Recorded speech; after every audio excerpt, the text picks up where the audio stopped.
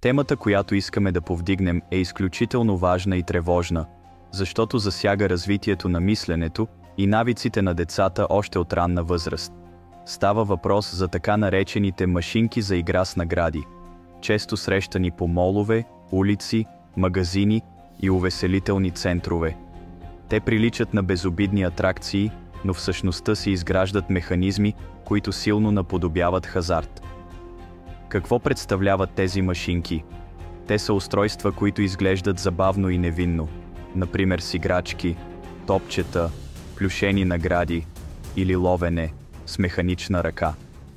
За участие се изисква малка сума, обикновено между 1 и 2 лева, но шансовете за печалба са ниски и най-често зависят от късмет, а не от умения.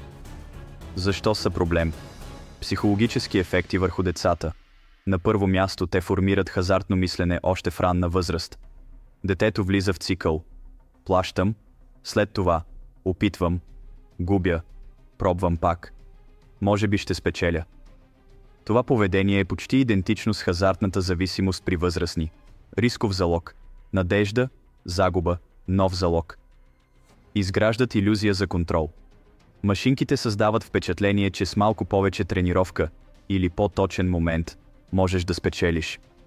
Това е класически хазартен трик, при който се стимулира убеждението, че загубата е лична грешка, а не част от механиката. Стимулират зависимост от награда, всеки опит да спечелиш е свързан с вълнение плюс очакване на награда.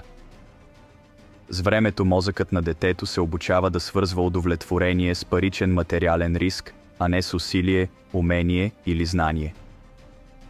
Социален натиск и поведенческо подражание.